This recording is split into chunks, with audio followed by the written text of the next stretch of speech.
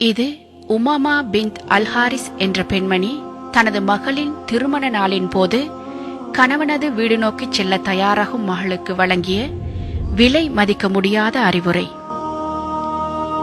எனது அன்பு மகளே, ஒரு பெண் வளர்க்கப்பட்ட விதத்தாலும் அவளுடைய சிறந்த பண்பாடுகளாலும் அவளுக்கு உபதேசம் தேவைப்படாது என்றிருந்தால் அது நிச்சயம் நீயாகத்தான் இருக்க வேண்டும்.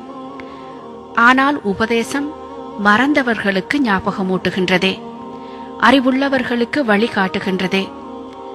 அதே போன்றுதான் ஒரு பெண்ணுக்கு அவளது பெற்றோரின் செல்வநிலை காரணமாகவும் அவர்கள் அவள் மீது வைத்திருக்கின்ற அன்பின் காரணமாகவும் திருமணம் தேவைப்படாது என்றிருந்தால் அதுவும் நீயாகத்தான் இருக்க வேண்டும். ஆனால் ஆண்கள் பெண்களுக்காகவும் பெண்கள் ஆண்களுக்காகவும் படைக்கப்பட்டிருப்பது இறை நியதியாகும். எனது அன்பு மகளே, நீ இப்போது நீ வாழ்ந்த சூழலிலிருந்து வேறொரு சூழலை நோக்கி போகின்றாய். நீ வளர்ந்த கூட்டிலிருந்து சிறகு முளைத்து பறக்கின்றாய். உனக்கு அறிமுகமானவர்களை விட்டும் பிரிந்து அறிமுகமற்ற முகங்களை சந்திக்கப் போகின்றாய். உனது தந்தையின் பொறுப்பிலிருந்தும் விடுபட்டு உனது கணவனின் பொறுப்பின் கீழ் இடம் மாறுகின்றாய். இனி உனது கணவன்தான் உனது பொறுப்பாளனும் உனது நிர்வாகியும் ஆவான். எனவே நீ அவனுடன் மிகவும் பணிவாகவும் கண்ணியமாகவும் நடந்து கொள். அப்போது அவன் நிச்சயம் உனது பணியாளனாகவே மாறிவிடுவான். அவனுக்கு கட்டுப்படும் விடயத்தில் நீ பூமியாக இருந்தால் உன்னை பாதுகாக்கும் வானமாகவே அவன் மாறிவிடுவான். அவனுக்காக 10 பண்புகளை உன்னில் ஏற்படுத்திக் கொள்.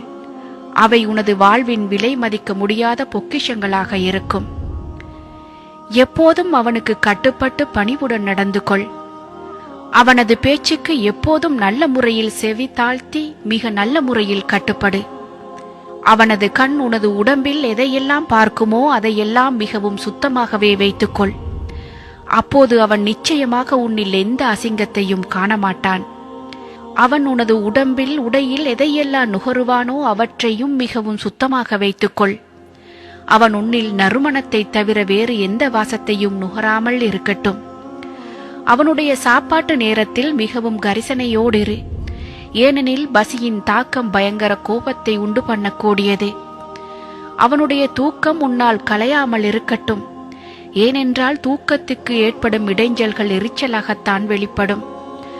அவனது சொத்துக்கள் விடயத்தில் சிக்கனமாகவும் அமானிதமாகவும் நடந்து கொள். அவனது குழந்தைகளையும் அவனிடத்தில் வேலை பார்ப்பவர்களையும் சிறந்த முறையில் திட்டமிட்டு நிர்வகிக்க பழகிக்கொள். அவனது வேண்டுதல்கள் எதனையும் மறுக்காதே. அவனது கட்டளைகள் எதற்கும் மாறு செய்யாதே. நீ அப்படி செய்தால் அது உன் பற்றிய அதிருப்தியை அவனது உள்ளத்தில் ஏற்படுத்திவிடும். அவனது இரகசியங்கள் எதனையும் பகிரங்கப்படுத்திவிடாதே. நீ அவ்வாறு செய்தால் நிச்சயம் அவனது பழிவாங்கலிலிருந்து நீ தப்ப மாட்டாய். அவன் மகிழ்ச்சியோடு இருக்கும்போது நீ கவலையை வெளிக்காட்டாதே. அவன் கவலையோடு இருக்கும்போது நீ மகிழ்ச்சியை வெளிக்காட்டாதே. ஏனெனில் நீ அவ்வாறு நடந்து கொண்டால் நீ வளர்க்கப்பட்ட விதம் குறித்து உன் கணவன் சந்தேகிக்கப்படுவான். எனதருமை மகளே, இதற்கும் மேலதிகமாக இன்னும் ஒன்றையும் ஞாபகத்தில் இருத்திக்கொள். நீ அவனை எந்த அளவு மகிழ்ச்சியாக வைத்திருக்கின்றாயோ அந்த அளவுக்கு அவன் உன்னை கண்ணியமாக வைத்திருப்பான். நன்றாக நினைவில் கொள். நீ உனது ஆசைகளை விட உனது தேவைகளை விட உன் கணவனின் ஆசைகளையும் தேவைகளையும் உட்படுத்தாத வரையில் ஒருபோதும் உன்னால் உனது ஆசைகளையோ தேவைகளையோ அவன் மூலமாக நிறைவேற்றிக் கொள்ள முடியாது. அன்பின் பெற்றோர்களே, உங்களது மகளின் திருமணத்தின் போது நீங்கள் என்ன வகையான விடயங்களை அவளுக்கு சொல்லிக் கொடுக்கின்றீர்கள் என்பதை சற்று சிந்தித்து பாருங்கள்.